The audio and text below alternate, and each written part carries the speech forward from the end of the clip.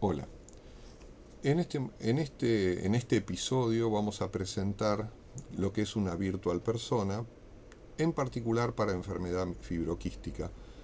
Mi nombre es Andrés Hohendahl, soy ingeniero en electrónica y les voy a presentar mi equipo con el cual estoy trabajando.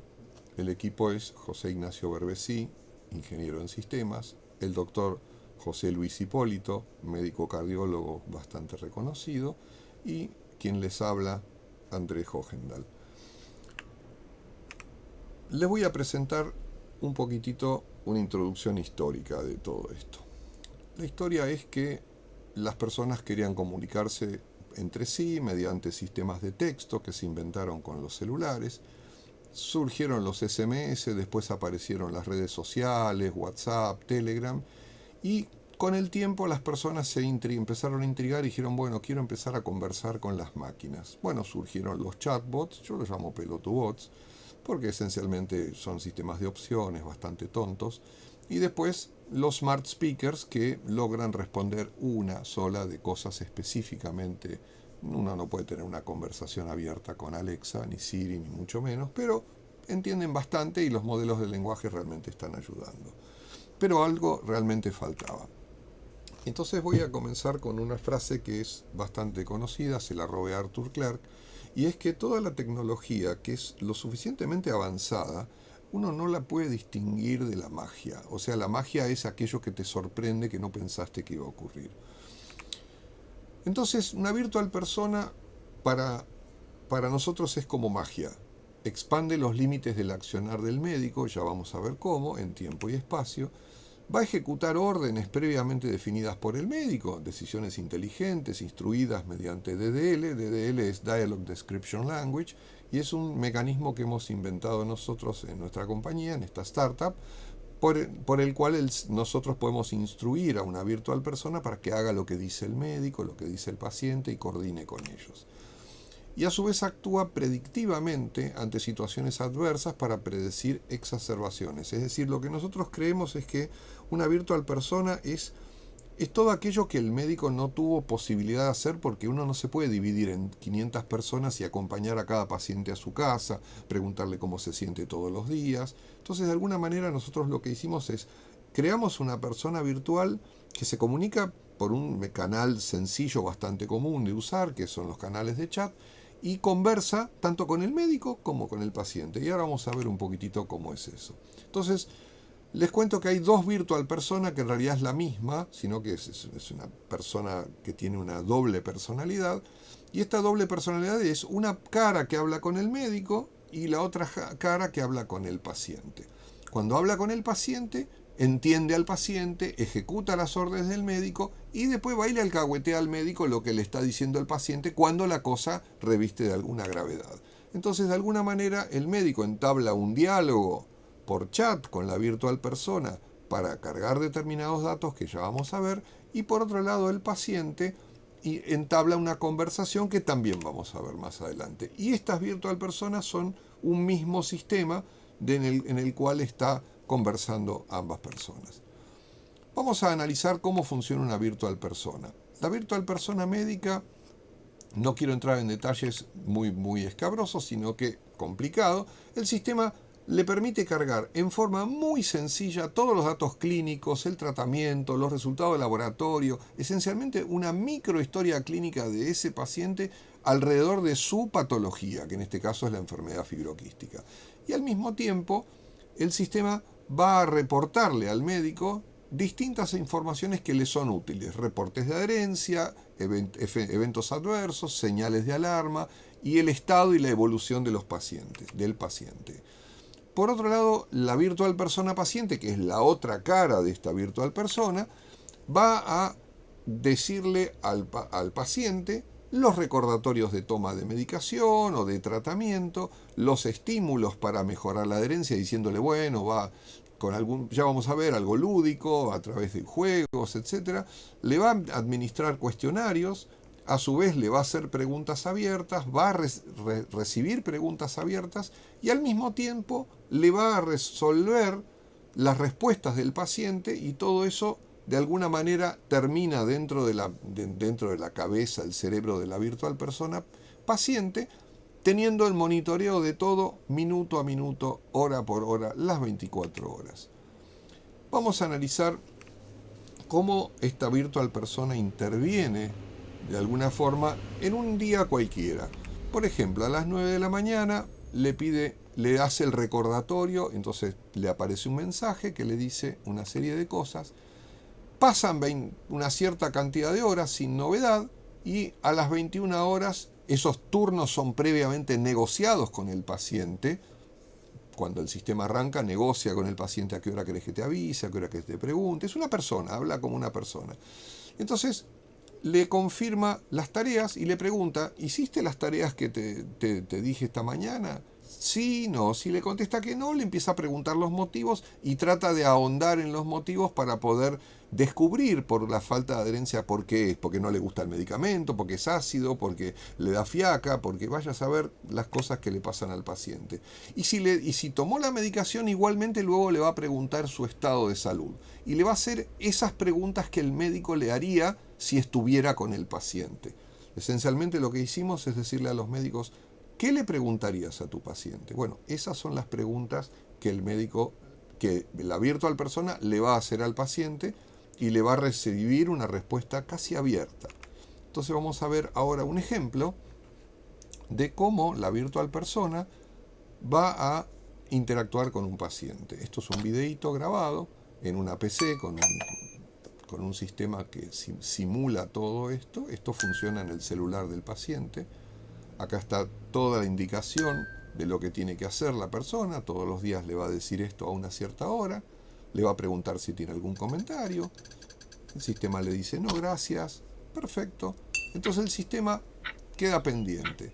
Pasan 12 horas, que sería el tiempo en el cual 12 horas o las horas que haya decidido el paciente, el sistema le vuelve a preguntar cómo anduvo con las cosas. Bueno, perfecto, cumplió con todas las cosas y ahí comienzan las preguntas que el médico le haría a ese paciente. Fíjense que las preguntas tienen una pequeña ayuda que le dice, bueno, puede contestarle con 1, 2, 3 o 4, con una escala, o podría escribirle un poquito más, igual, me siento un poco mejor. El sistema entiende lenguaje natural, por lo cual eso lo va a entender. Bueno, fíjense que hay un poquitito de respuesta empática, porque dependiendo de si está mejor o bien, el sistema le va a responder que bueno, que mal. Fíjense, acá pasaron 24 horas y entonces el sistema dice, tuve mucha más tos. Bueno, mucho más. ¿Cuánto lo siento? Fíjense cómo empieza a empatizar con el paciente un poco. Y acá es donde el sistema toma una decisión, le dice qué macana, y el sistema internamente se da vuelta y avisa un mecanismo de guardia en donde le dice, este paciente, fulano de tal, con tal DNI, tal hora, pasó esto. O sea, esto va y le alcahuetea a un sistema de guardia lo que pasó y hubo un reporte amarillo, digamos, una tarjeta amarilla. Como el sistema detectó un problema, en vez de preguntarle a las 48 horas, le pregunta a las 24. Y entonces, obviamente todos los días le va dando las indicaciones, pero esto estamos viendo específicamente cómo se comporta. Y entonces le va preguntando cómo estuvo, cómo mejor. Y acá vemos que el paciente está un poquitito peor, esencialmente. Entonces, el sistema, ¿qué hace? Internamente genera una alerta roja. Y entonces envía al equipo médico dándole la sintomatología, los datos del paciente, el teléfono y todos los datos como para que el equipo médico tome la decisión que tiene que tomar. Esencialmente, esto es lo que hace una virtual persona. Ahora vamos a hacer un cierre sobre esto, que es el recuento de medicación. O sea, el sistema va a poder manejar el recuento de la medicación, porque puede preguntarle en diferentes momentos cuántos remedios te quedan, si tomaste la medicación, si te faltó, etc. Y esto es, para los médicos, lo clásico, que es cómo es el cálculo de la adherencia. El sistema va a poder calcular la adherencia en tiempo real, día a día, para cada medicación, y contrastar simultáneamente con mecanismos ya conocidos como el cuestionario de Morisky Y esencialmente, bueno, aquí se ve el cuestionario de Morisky, que todos lo conocen, quienes están en medicina. Y bueno, efectivamente es un cuestionario que tiene bastante burdo, pero es lo que hay. Este, y podemos con eso, por lo menos, hacer una métrica para contrastar con métodos conocidos. Nuestro sistema tiene adicionalmente a los cuestionarios un mecanismo de semaforización en donde el sistema, como le va a preguntar específicamente qué tomó, qué no tomó, qué día, fíjense, rojo, rojo, verde, amarillo, quiere decir no lo tomó, amarillo quiere decir que no se acuerda, y entonces acá, justamente acá se ve una semaforización en donde se ve cada medicamento, qué momento del día, qué día del mes tomó o no tomó determinada medicación. Esto permite una granularidad mucho más fina en el cálculo de la adherencia y a su vez, obviamente, respecto de los efectos adversos o los efectos de no tomar la medicación. Ahora vamos a irnos a una semaforización que, si bien son los tres colores, es distinto. Es la semaforización de la detección precoz de exacerbaciones. Cada vez que el paciente contesta diariamente o cada 24 horas, el tiempo se ajusta algorítmicamente conforme al nivel de gravedad del paciente. Si el paciente está más grave o manifiesta alguna cosa que llame la atención, el sistema aumenta la frecuencia de consultas y de otro modo se relaja para no estar molestando al paciente a cada rato. Y en este caso se ve que el semáforo verde quiere decir que está todo estable, no le avisa a nadie, el sistema sigue monitoreando al paciente, mantiene el registro del estado del paciente diariamente. Cuando se da una situación de semáforo en amarillo, el primer semáforo en amarillo por lo general no se le avisa al sistema de guardia porque es una ligera modificación de sus parámetros. Pero el segundo semáforo amarillo inmediatamente se reporta a un grupo de WhatsApp que es un grupo de guardia.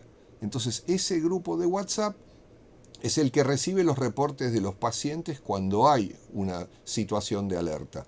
Y por supuesto, un semáforo en rojo no necesariamente tuvo que tener un semáforo amarillo anterior, porque el paciente puede haber empeorado de golpe. Eso se reporta inmediatamente. Por supuesto, el equipo de guardia tendrá que ponerse en contacto con el paciente. Podría contactarse a través de la virtual persona haciendo de interpósita persona, diciéndole el médico a través de la virtual persona: hey, tenés que tomar tal cosa porque estás con mucha tos, etc. La indicación que da el médico o que da el equipo médico es un acto médico que no pasa por la virtual persona, es un sistema de comunicación y alerta. Y acá se ve, por ejemplo, un paciente clásico que el día 28 comenzó con algunos problemas, el 29 se manifestaron, el 30 siguió con problemas, empeoró, el día 31 se puso rojo, a partir del 30 y 31 el sistema alerta al equipo médico y el equipo médico hace lo que debe hacer. Lo que es interesante para comentar es que internamente nosotros hicimos tomamos datos de pacientes reales. Esto está funcionando en el Hospital María Ferrer con el equipo del doctor Rizzo, y hay un equipo grande de médicos que hay que agradecerle porque son gente amorosa que se han prestado a hacer esta prueba clínica con un protocolo como corresponde. Y les cuento que acá hay una parte interesante porque no solamente está la inteligencia artificial que conversa con ambas partes y que por supuesto debido a su sistema de inteligencia tiene una amplia capacidad de entender lo que las personas dicen, no es un pelotubot. Sin embargo, aquí hay algo más, hay un segundo nivel de inteligencia artificial que toma esa secuencia de datos, que son muchos datos, porque cada día el paciente reporta 1, 2, 3, 5 datos distintos, y a su vez tiene un montón de información sociogeográfica, y entonces toda esa información entra en un algoritmo de Support Vector Machine, que es un algoritmo bastante conocido, uno de los mejores predictores que hay después, digamos, diferentes al Deep Learning, que tiene muchos problemas para la parte médica. Y este sistema tiene una accuracy realmente muy grande, se ha entrenado con más de 900 reportes de pacientes en donde se ha reportado situaciones de alerta, situaciones graves, situaciones no tan graves. Se le ha agregado ciertos protocolos médicos, como si tiene más de dos síntomas en alto, entonces es amarillo, bla, bla, bla.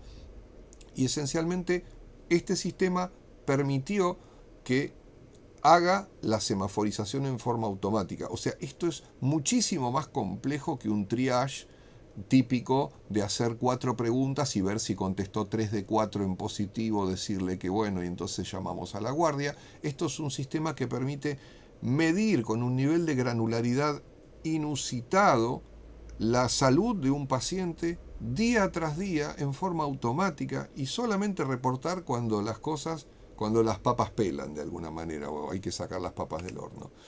Bueno, en este caso, ¿cómo el sistema avisa? Recién les mostré que el sistema avisaba mediante una ventanita. Acá se ve una ventanita real de fibra guardia 24 horas, en donde se generó una alerta trucha, porque me puse yo como paciente, no les puedo mostrar los pacientes reales. Y entonces el sistema, cuando hay una alerta, le manda al equipo médico no solamente la alerta con exactamente los detalles, diciendo que hay un cambio, hay un delta, fíjense, bueno, no se ve muy bien quizás en el video, pero hay detalles que muestran la evolución de cada uno de los síntomas del paciente y después le muestra un gráfico que puede pedir la persona o el médico puede pedir un gráfico para poder eventualmente ver cómo es la evolución en los últimos 5 o 6 días de sus síntomas, etcétera. Con lo cual el médico no solamente tiene una foto del día, sino que tiene una foto de la evolución de una serie de signos o síntomas que el paciente refiere. Evidentemente son síntomas, no signos, perdón. Bueno, las gráficas de evolución, acá se ve un detalle: expectoraciones, tos, cansancio, disnea y falta de apetito, que son las 5 preguntas que se le hacen al paciente, en este caso porque han sido indicadas por la enfermedad fibroquística. Esto es para cualquier enfermedad de cualquier tipo, que sea grave, aguda o esdrújula.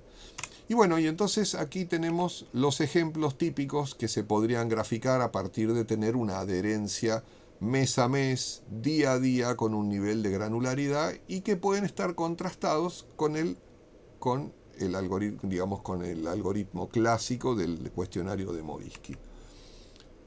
Quien les habla, Andrés Hogendahl, en nombre del equipo. Es un equipo grande de gente. Realmente creemos que una virtual persona va a ser la medicina más humana y va a meter un poquitito más el cuidado por parte de la inteligencia artificial, ayudándole a la gente y extendiendo de alguna manera el accionar del médico, prácticamente aumentando, es así, transforma al médico en un gran pulpo que tiene miles de brazos y abraza a todos sus pacientes, con perdón de la... Gracias.